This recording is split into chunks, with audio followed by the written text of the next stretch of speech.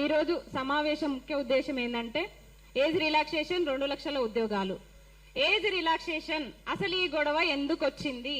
అసలు age relaxation ని 46కు ఉన్నదాన్ని జీవో నంబర్ 30ని మీరు కొనసాగించకుండా ఆ జీవోని పక్కన పెట్టేసి 34 ఏళ్ల వయో పరిమితి ఇవ్వాల్సిన అవసరం ఏముంది?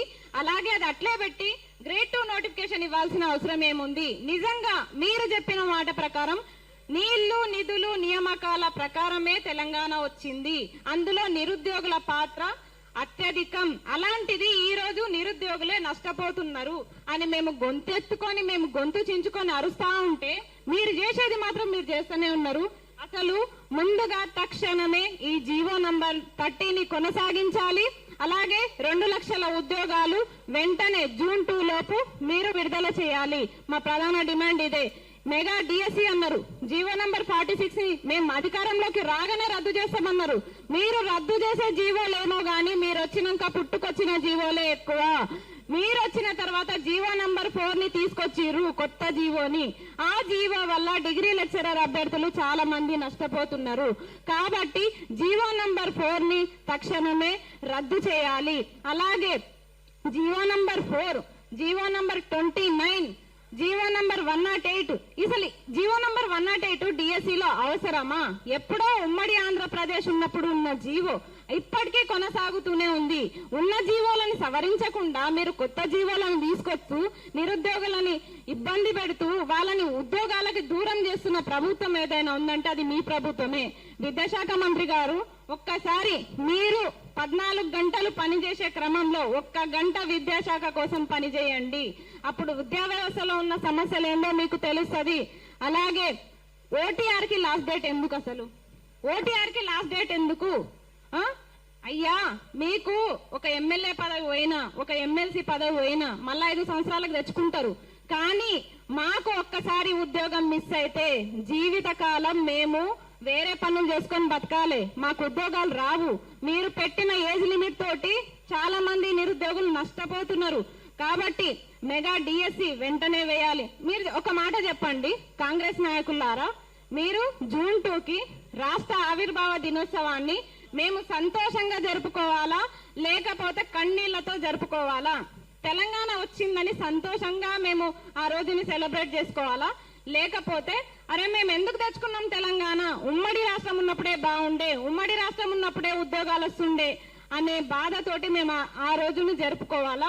ఒకటి ఆలోచించాలని చెప్పేసి నేను కోరుకుంటున్నా. అలాగే ఈ రోజు యావత్ తెలంగాణలో ఉండే 30 లక్షల మంది నిరుద్యోగులు మీరు అనుకుంటుండొచ్చు మీకు ఉద్యోగాలు వచ్చినాయి, మీరు పెళ్లిళ్ళు చేసుకుంటున్నారు, మీరు షికార్లకు వెళ్తున్నారు, మీ కుటుంబాలతోటి మీరు సంతోషంగా గడుపుతున్నారు. రాజకీయ నాయకులారా మీకే చెప్తున్నా.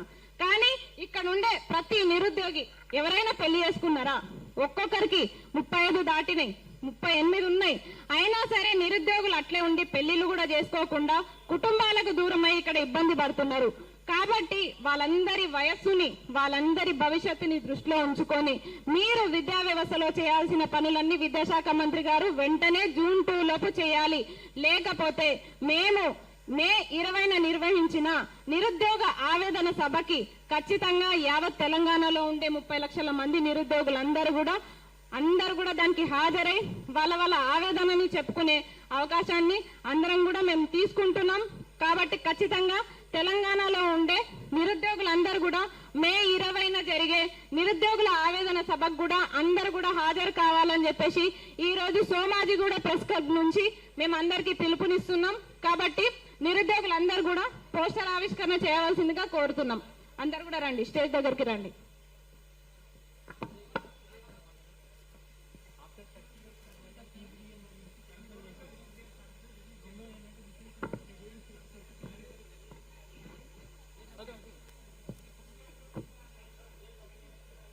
మా నిరుద్యోగుల మెయిన్ డిమాండ్ ఏంటంటే జూన్ 2 లోపు జీవోలు ఏవైతే ఉన్నాయో నిరుద్యోగులకు ఇబ్బంది చేస్తున్నటువంటి జీవోలు 46 జీవో కానీ 29 జీవో కానీ 108 జీవో కానీ జీవో 4 కానీ జీవో 4లన్నీ జూన్ 2 లోపు రద్దు చేయాలి. ఖాళీగా ఉన్నటువంటి నోటిఫికేషన్లు అన్నిటిని కూడా విడుదల చేయాలి.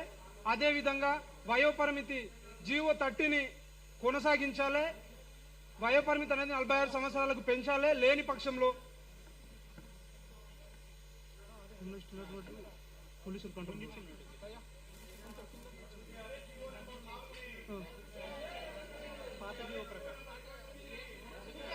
ఇప్పుడు పెంచవచ్చు దానికి ఎక్స్టెండ్ చేసి.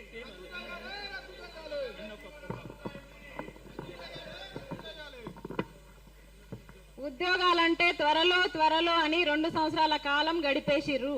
దయచేసి ఈ ఏజ్ రిలాక్సేషన్ ని పెంచండి అంటే కూడా దానికి కూడా త్వరలో అనే మాటనే మాట్లాడుతున్నారు. ఈ త్వరలో అనే పదాన్ని మీకు ఏందో ఏమో నాకు అర్థమైతలేదు కానీ దయచేసి ఈ త్వరలో అనే పదాన్ని అయితే మీరు బ్యాన్ చేయండి. ఫస్ట్ మీరు ఇంకొకసారి త్వరలో అనే పదం మాట్లాడితే మాత్రం మర్యాదగా ఉండదు. జీవో నంబర్ 30ని కొనసాగించండి. ఉన్న జీవోలన్నీ రద్దు చేయండి. మీరు ఫీజు రియంబర్స్మెంట్ ఇవ్వకుండా విద్యార్థులను ఇబ్బంది పెడుతున్నారు, చదువులకు దూరం చేస్తున్నారు. అలాగే తర్వాత జీవోలు పెట్టి ఉద్యోగాలకు దూరం చేస్తున్నారు. ఎవరి కోసం తెచ్చుకున్న తెలంగాణ? ఎందుకు తెచ్చుకున్న తెలంగాణ? ఎందుకు వచ్చింది తెలంగాణ? నిరుద్యోగుల కోసం వచ్చిన తెలంగాణ. ఖబర్దార్ చెప్తున్నాం నిరుద్యోగులకు, మీరు అన్యాయం చేస్తే మాత్రం ఇప్పటి వరకు చేసింది చాలు. ఇక మీదట చేస్తే మాత్రం ఊరుకునే ప్రసక్తి లేదు. మే 20న నిరుద్యోగుల అందరం కూడా ఇందిరా పార్క్ లో కనిపిస్తాం. ఆ రోజు అందరం కూడా గలమెత్తుతాం. ప్రతి నిరుద్యోగి కూడా కదలి రావాలి మే 20న అని చెప్పేసి మేము ప్రెస్ క్లబ్ సాక్షిగా పిలుపునిస్తున్నాం.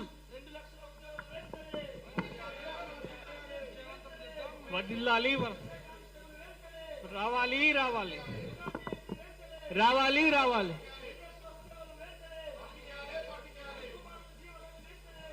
అలీవర్. రాజకీయ నాయకులకు వయసు అయిపోవట్లేదండి, కానీ చదువుకునే విద్యార్థులకు వయసు అయిపోతుందంటండి. 30 సంవత్సరాల పైబడిన విద్యార్థులకు ఫీజు రియంబర్స్మెంట్ క్యాన్సిల్ చేసిందండి తెలంగాణ గవర్నమెంట్.